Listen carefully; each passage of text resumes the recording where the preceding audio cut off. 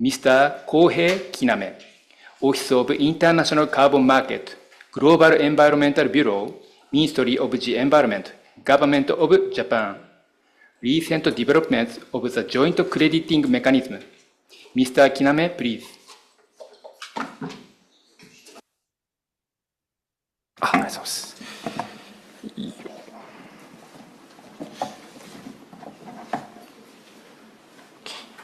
Hello everyone, Bunya Teminacha.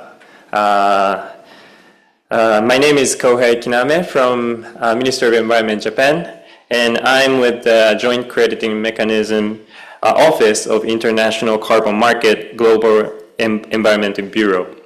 And I'm really happy to be here in Moldova in this beautiful season. And I tasted, of course, wine during this stay. And it was really a nice experience for me. And also I'd like to express sincere gratitude to all the Moldovan people for all the cooperation and heartfelt welcome. And I'd like to talk about the basic information and the recent progress on the joint crediting mechanism.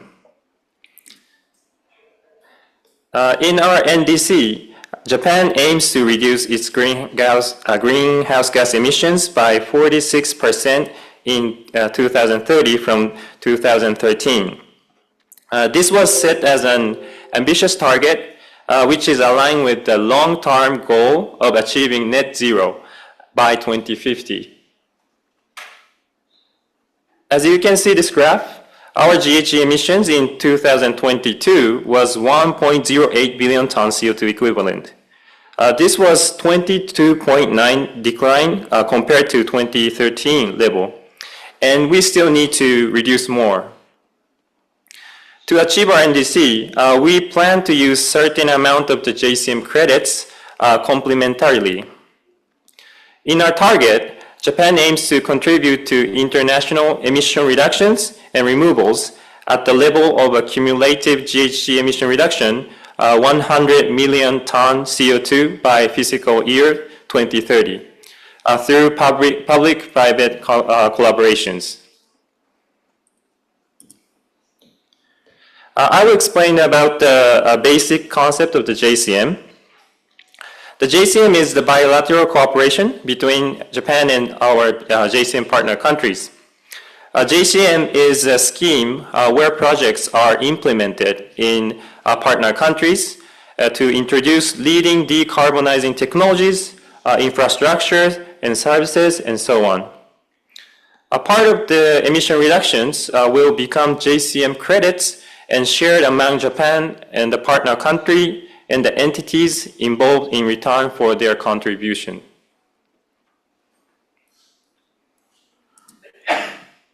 This slide shows what benefits both governments or participants can get from the JCM. For the Japanese government, as I already explained, we use acquired credits to achieve our NDC. In addition, we enhance our country's presence through contribution to global decarbonization by JCM. For partner countries, JCM contributes to NDC as well. In addition, it helps diffusion of leading decarbonizing technologies and so on. And simultaneously, it also contributes to sustainable development, addressing social issues such as air pollution or waste management. For entities, JCM helps them explore new business opportunities. Entities can appeal their decarbonizing activities, which might enhance corporate value and lead to new investment. If entities get credits by projects financed by themselves, they can utilize credits for emission offset or can sell other entities to get revenue. We believe there are four main features of the JCM. Firstly, JCM secure robust conservativeness by setting the level of emission reduction strictly, which will hopefully treat it as high-quality credits. Secondly, as JCM is implemented bilaterally, the rules and guidelines can be tailored to the needs of partner countries. And thirdly, we implement the JCM consistent with the guidance on cooperative approaches referred to in Article 6, Paragraph 2 of the Paris Agreement. So JCM credits can be ITMOS, which is internationally transferred mitigation outcomes, by authorization of participating parties. Lastly, the JCM also contributes to the sustainable development in partner countries. In other words, project participants need to recognize this point when formulating these projects. JCM credits acquired by companies can be utilized for the purpose of carbon offsetting. This is the case in Japan. The domestic calculation, reporting, and publication system, or used for the achievement of companies' voluntary targets in the GX League, or used for carbon offsetting. This slide shows the basic scheme of the JCM. Project participants submit documents to joint committee, such as project idea note, PIN, or project design document, PDD. The JC, the joint committee, is the decision-making body of the JCM, comprised of both governments. Also, project participants need to have the validation or verification from third-party entities. On the right side, I'm showing the flow of the JCM project process, but Ms. Stella-san already explained a lot about the flow, so I will skip this part. JCM has several processes.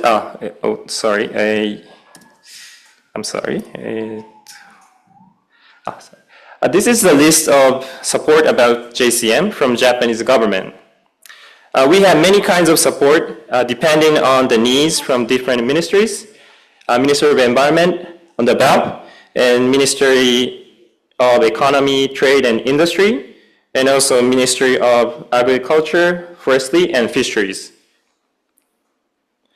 Later, other presenters will explain more details about, so I won't go for detail here.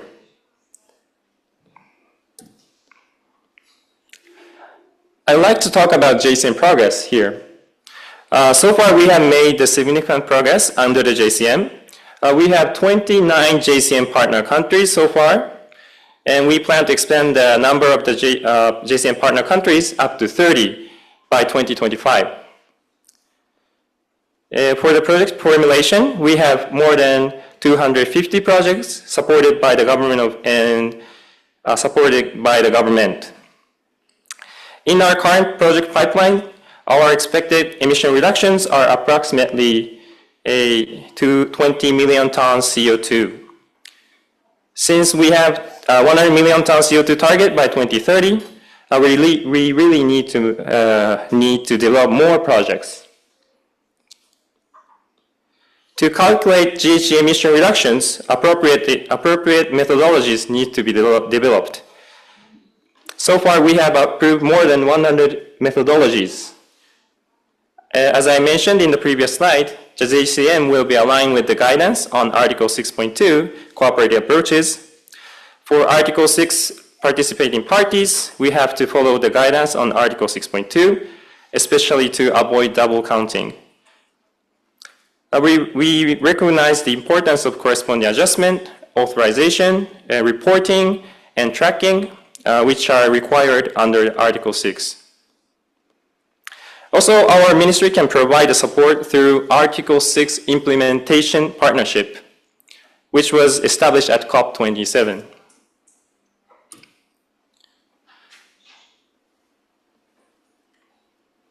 After implementation guidelines for Article 6 of the Paris Agreement were adopted at COP26 in 2021, the number of partner countries has continued to increase.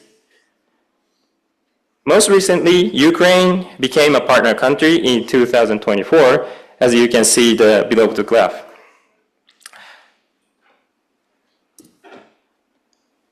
And here I'd like to talk about what kind of projects is eligible for the JCM projects. This slide shows the examples of the projects financed by JCM financing programs by Ministry of Environment Japan. We supported various types of projects such as renewable energy, energy efficiency, and waste, and transport sector. And more than 50% of total projects are coming from renewable energy sector.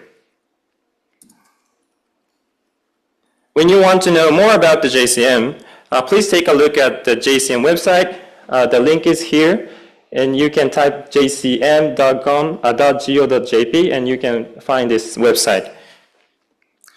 And here you can find some information such as rules and guidelines, approved methodologies, and also registered projects, issuance of credits, and designated third-party entities of each country, and so on.